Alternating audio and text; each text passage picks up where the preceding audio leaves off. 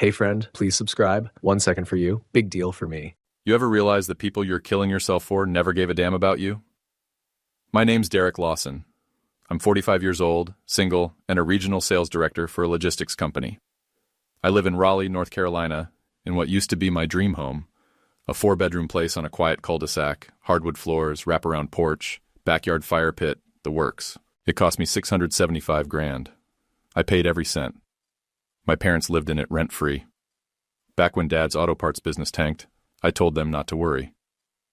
You raised me, I said. I've got you now. I meant it.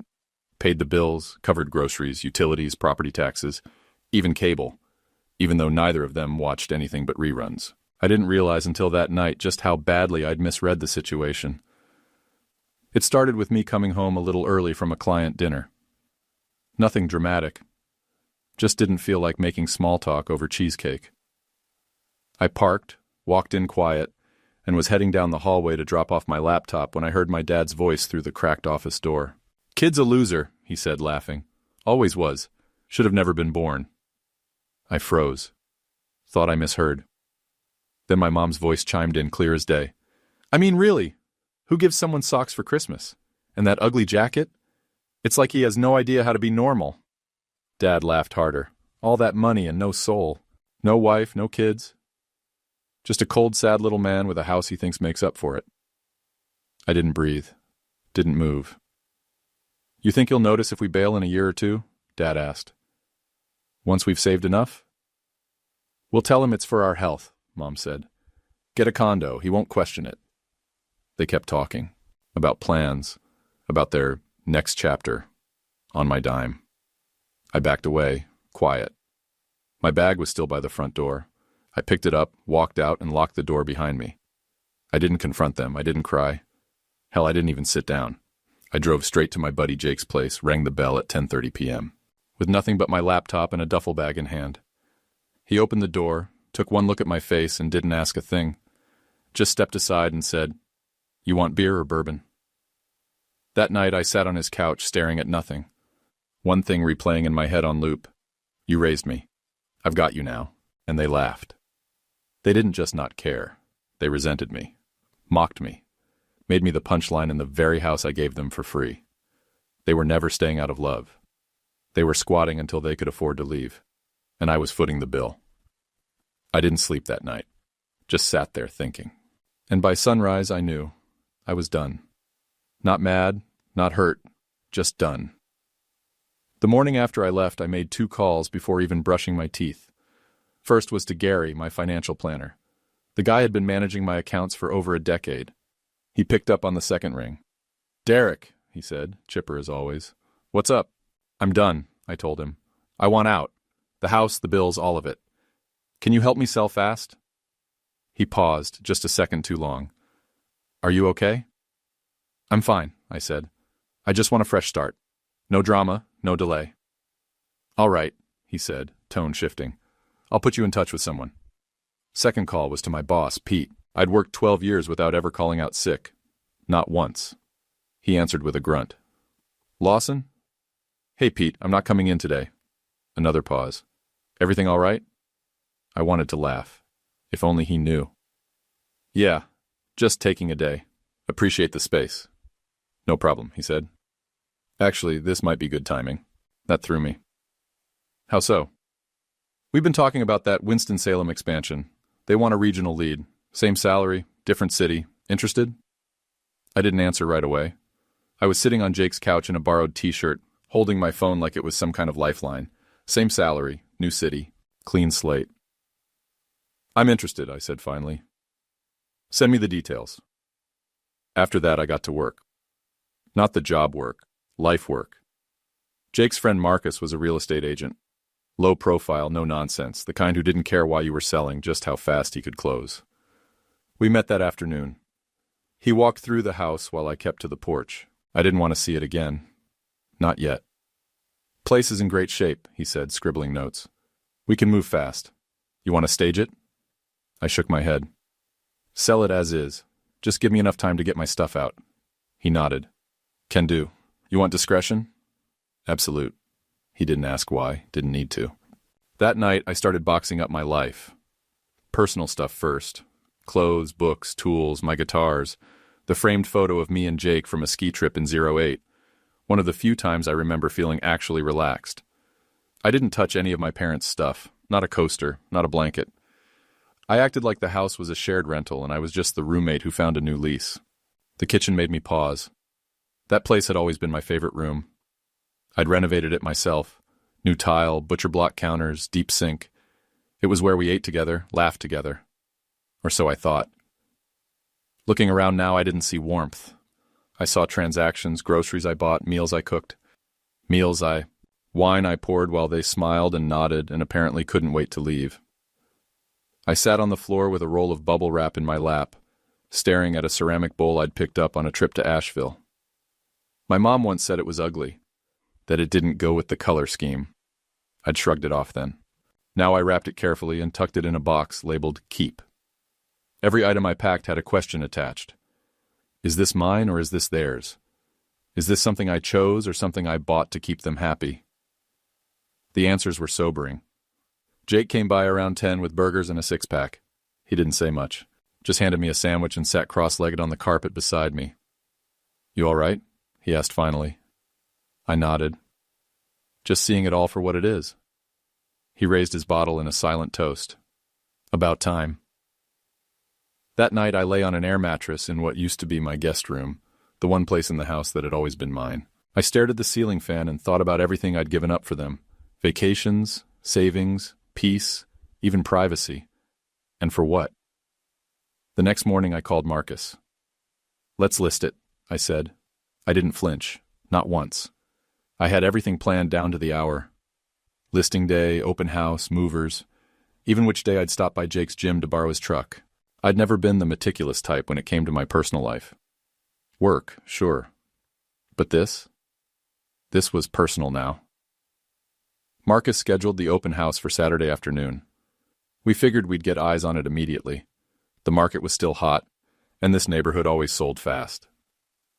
I set a timer in my phone for everything. Pack bedroom by Tuesday, garage by Thursday, final cleaning Friday night. I even booked a cleaner, something I'd never done before. On Wednesday, my sister Michelle called. I hadn't heard from her in a while. She lived up in Richmond with her husband and 2 kids. We were close growing up, but as adults, life got in the way.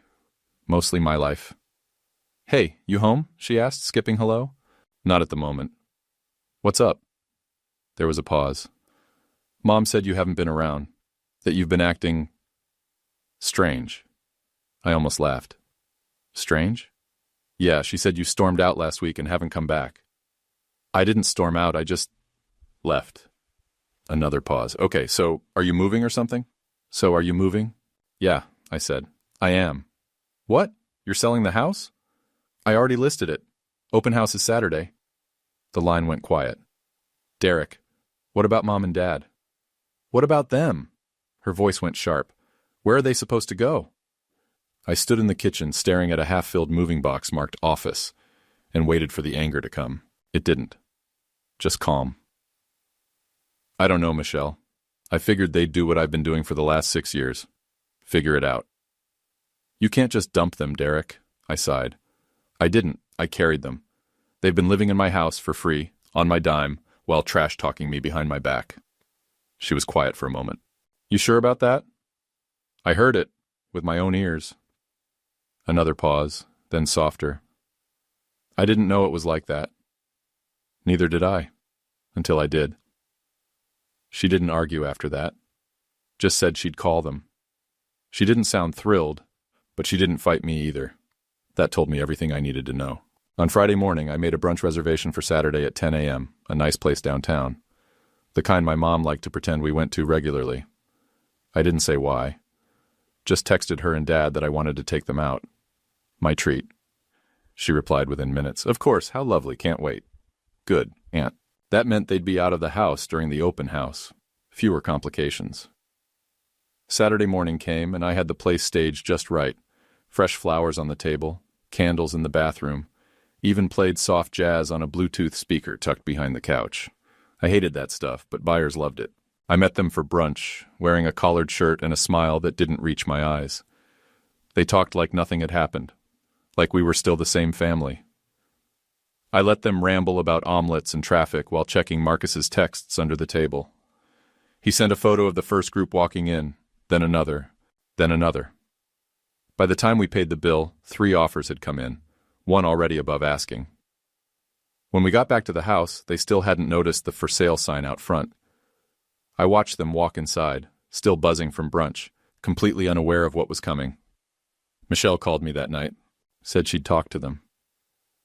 "They're in for a wake-up call," she said. "I offered to let them stay in our guest room, temporarily." "You didn't have to do that," I said. "I know, but someone has to be the adult in this family." I didn't say it out loud, but I appreciated her. She didn't know the full story yet. Not really, but she was about to. They saw the for sale sign on Sunday morning. I was back at Jake's, sipping coffee and watching the Panthers game when my phone lit up with a call from my dad, then my mom, then both again. I didn't answer. The 6th call was from Michelle.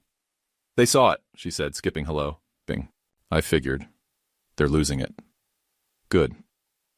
An hour later, Michelle texted, "They want to talk. All of us. Tonight." We met at the house, my house, or at least it still was, for a few more days. The 4 of us sat in the living room. I stayed standing, leaning against the wall, arms crossed. They sat on the couch like squatters pretending to be owners. Mom spoke first. Her voice was tight but trying to sound warm. "Derek, what's going on? Is this some kind of misunderstanding?" "Nope." Dad leaned forward. "You're selling the house? Without telling us?" "I told you," I said calmly. "I told you the second you started talking about me like I was trash. I just didn't use words." Mom's face hardened.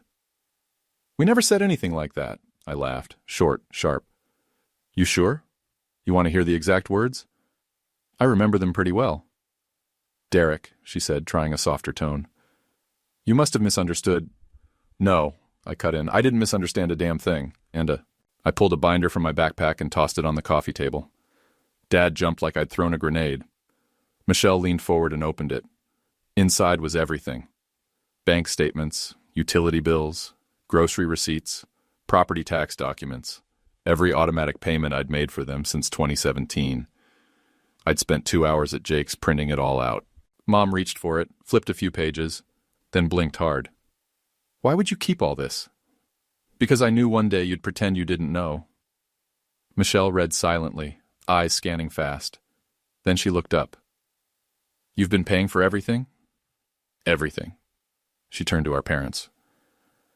"You told me you were helping him, that you were covering some of the bills." My mom froze. Dad's eyes went flat. "We did, in other ways." "Really?" I said. "Which ones? You want to point to the part where you contributed to anything in this house?" Dad leaned back. "You're being dramatic." "No, I'm being honest, for once." Mom shook her head, defensive now. "We gave you emotional support. We were here for you. You trashed me to your friends. I heard you, remember? Should have never been born. He's nothing. You mocked the Christmas gifts I gave you." She flinched. That one landed. Michelle spoke up. "You said that?" Mom didn't answer, which was answer enough. Then Michelle said something I didn't expect. "You told me Derek couldn't afford to help me when Evan was in the hospital. You said he was selfish with money.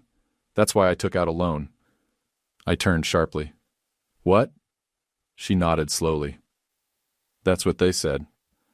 I asked for help with the deductible and they said you refused." I shook my head. "I didn't even know Evan was in the hospital." Michelle's face went red. "They said you knew." Dad's voice rose. "We didn't want to bother him." "No," I said. "You didn't want me to know because you were busy keeping me as the bad guy while taking my money."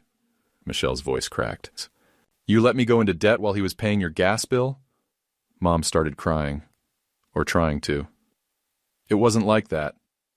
"It was exactly like that," I snapped. "I've been nothing but a wallet to you. And when I stopped giving, you panicked. Not because you'd miss me, because you'd miss the lifestyle." Dad stood like he was ready to explode. "You owe us. We raised you." I stepped forward. "You lived in my house, ate my food, watched my TV, for 6 years, free. You're even." No one said anything after that. just the low hum of the fridge from the kitchen. Michelle broke the silence. You two can stay with us for a while, but you're going to start paying for yourselves. Mom looked at her like she'd been slapped. We're your parents. Michelle didn't blink. And I'm done pretending that means something it doesn't. They sat there, stunned, like the script had been flipped and they'd forgotten their lines. I picked up the binder, tucked it under my arm, and headed for the door. You'll be out by Friday, I said without turning around. Or I'll have the movers pack your stuff too. And then I walked out. The house sold in 3 days. $697,000, all cash. No contingencies. Marcus called me with the offer and laughed like he couldn't believe it. You sure you want to let it go this fast? Faster the better, I told him. I signed the papers that afternoon. Just like that, the place I'd paid off, fixed up, and filled with people who didn't deserve it wasn't mine anymore. The movers came Thursday morning. I'd already boxed up everything I wanted. A few pieces of furniture, some tools from the garage, my clothes, books, a couple of framed photos. I left the rest. They could keep the couch, the dishes, the espresso machine my mom never cleaned but always bragged about, even the art I bought to make the house feel homey. Let them sort it out. Michelle's minivan pulled up as the movers were finishing. She stepped out, looking tired but firm. My parents sat inside, heads down like kids waiting for the principal. They're coming, she said. Good, I replied. The house closes tomorrow.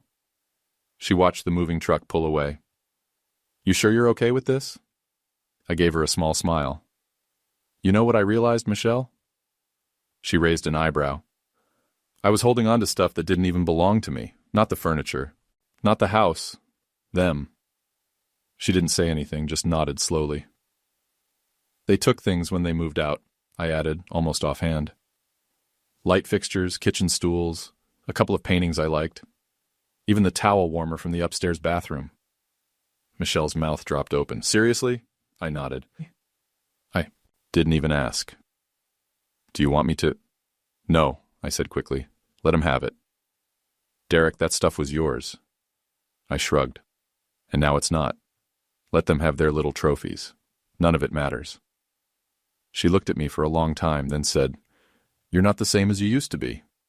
I know, I said. That's the point. I had a U-Haul parked out front with the basics. The rest was being delivered straight to my new condo in Colorado Springs. A quiet spot up near Palmer Park with a view of the mountains and a small patio out back. 2 bedrooms, plenty of light, no history. I'd already accepted the job transfer. Same pay, new city, no baggage. Michelle gave me a long hug before she left. They'll try to come back, she warned. They'll find the locks changed. You're really not mad anymore? I thought about that for a second. No, just empty. That's worse, she said quietly. Not for me. I spent that last night in Raleigh sleeping on a rolled-up blanket on the bare floor. No mattress, no bed frame, just me, a duffel bag, and an echo bouncing off every wall. Funny thing was, I didn't feel lonely. I felt clear. The house was hollow. But for the first time, so was my chest. In a good way. Like someone had vacuumed out all the guilt, the expectations, the invisible weight I'd carried for years. I left the keys on the counter. As I locked the door one last time, I didn't look back. I just slipped the binder under my arm, the one with all the receipts, and walked to my car. The house had been full of things I bought trying to feel appreciated. Colorado didn't owe me anything. That's what made it perfect. My new condo sat just outside Colorado Springs, nestled against a row of evergreens and low mountain views that looked like they'd been painted on. No traffic noise, no footsteps above me, just silence and space. No freeloaders, no passive-aggressive sighs from the kitchen, no fake politeness about dinner plans or toothpaste caps, just me and 2 suitcases. It was the first time in years I walked into a place and didn't have to brace myself. The job was smooth. Same company, different branch. Fewer meetings, better coffee, and a boss who didn't micromanage. He gave me space to get the numbers right and didn't ask stupid questions when I left at 5 on the dot. I spent the first 2 weekends hiking trails I couldn't pronounce, getting lost on back roads that led to tiny diners and scenic overlooks. I bought a secondhand grill, started cooking for myself again. I hadn't done that since, God, maybe before my parents moved in, even picked up woodworking again. Nothing crazy. A bookshelf, a spice rack, a small bench for the patio. My hands still remembered the rhythm of sanding, measuring, staining. It felt good to build something just because I wanted to, not because someone needed it. Michelle called one evening around dinner time. I was outside with a beer and a burger, watching the sunset over the ridge. Her name popped up and I almost didn't answer, but something told me to pick up. "Hey," she said. "You settled in?" "Yeah," I said, taking a sip. "Place is small but quiet. I forgot how nice quiet is." She was quiet for a second. "They've been difficult." I didn't ask who. I already knew.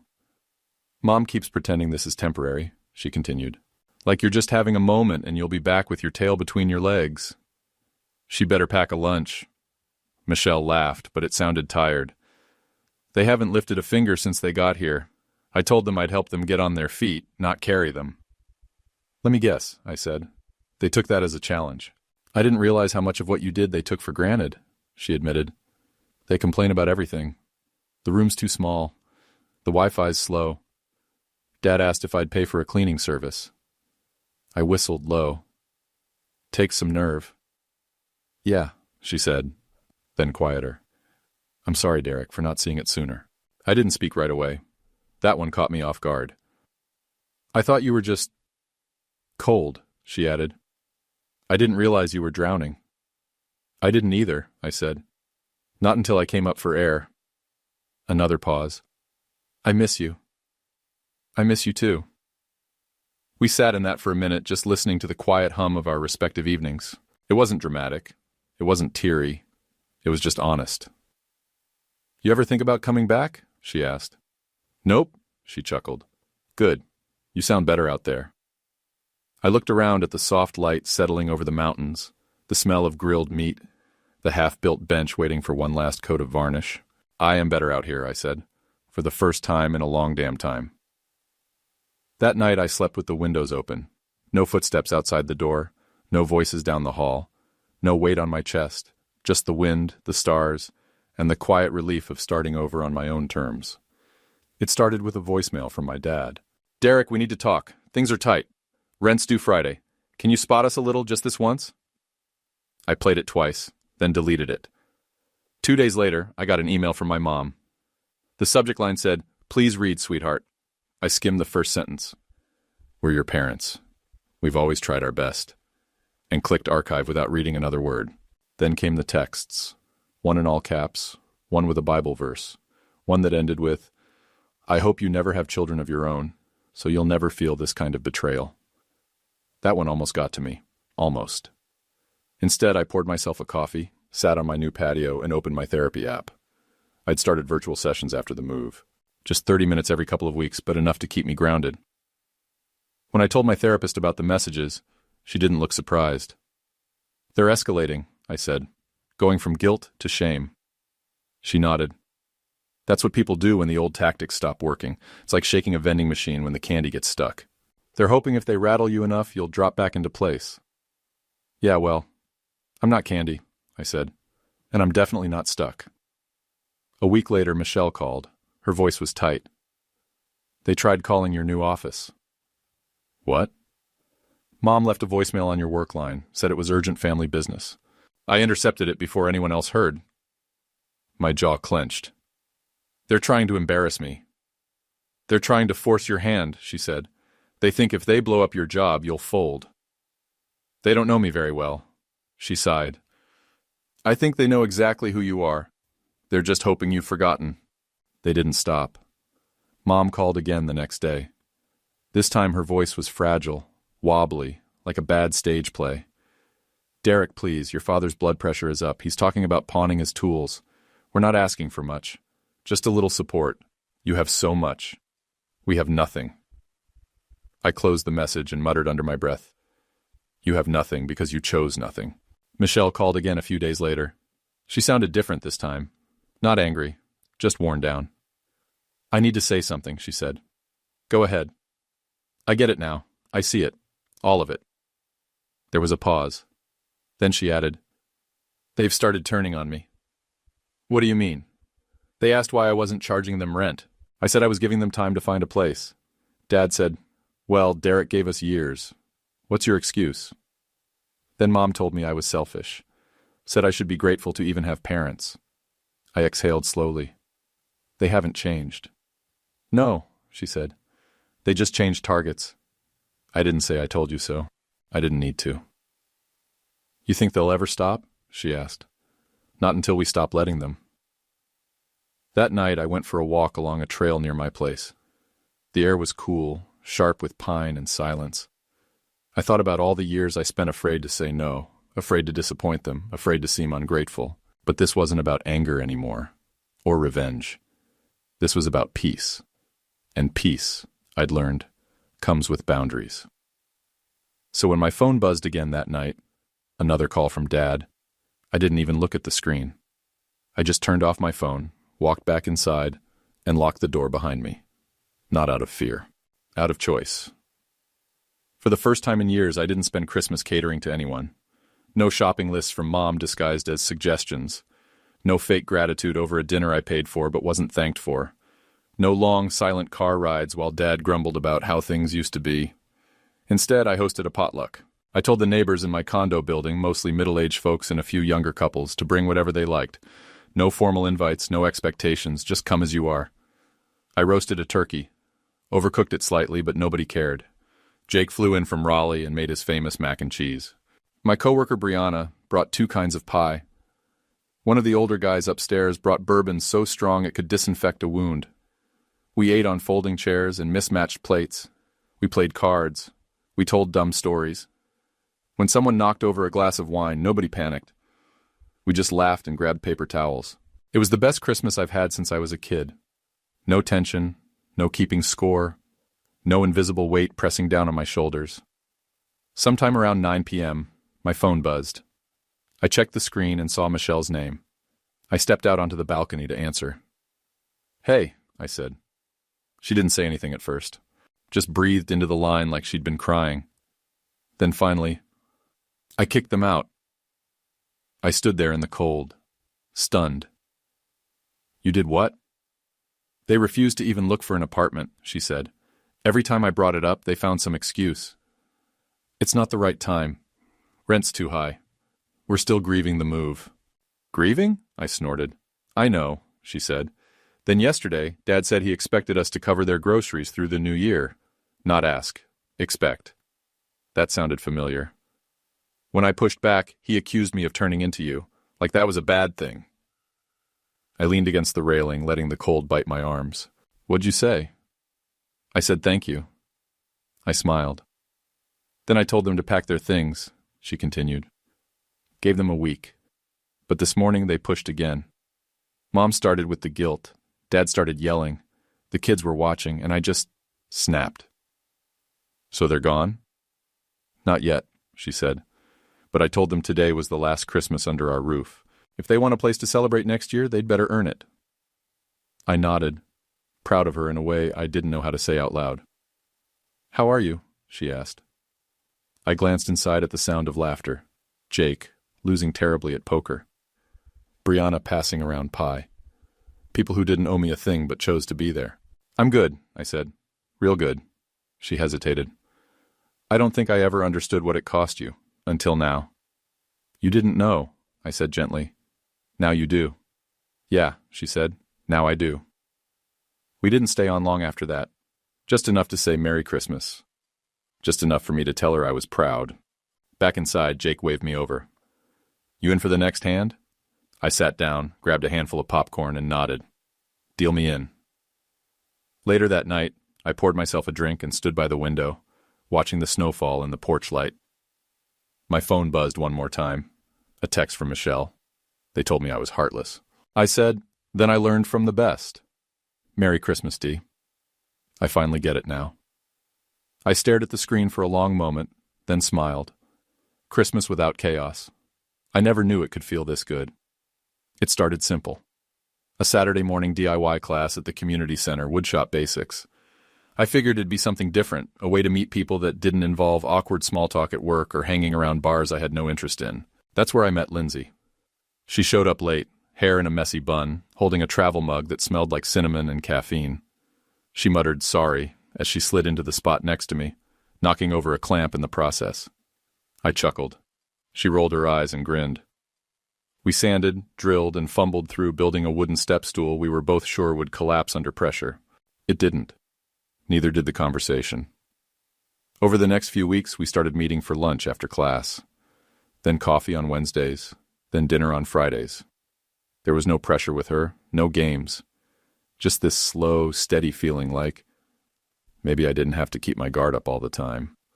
About a month in, I told her the short version of everything. My parents, the house, the move, Michelle. I didn't dramatize it, just laid it out flat. When I finished, she didn't frown or offer sympathy. She just nodded and said, "Glad you walked away." That was it. No pity, no advice, just validation. On my birthday, a few weeks later, Michelle sent me a card. Inside were 4 lines written in her neat handwriting. "Happy birthday, Uncle D. We miss you. Mom says you're finally smiling again. Love, Ellie and Max." It wasn't a big thing, but I read it 3 times and kept it on my fridge like it was a trophy. That night, Lindsay gave me a gift. Just a small box wrapped in paper with little mountains on it. Inside was a brass compass. "For finding your own way," she said with a smile. I couldn't say anything for a second. Just nodded, throat tight. It's on my nightstand now. Doesn't point north half the time. But I don't need it to. I've got direction. For the first time in a long time, I'm not chasing anyone's approval. Not explaining myself. Not covering for anyone else's mistakes. I've got a job I don't hate. A home I like coming back to. A woman who doesn't want anything from me but truth. And peace. The kind of peace you don't buy or beg for. The kind you build. Slow, steady, honest. Just like that bench on the porch. Just like this life. Just like me. YouTube picked this for you. Tap it. Let's see if they guessed right.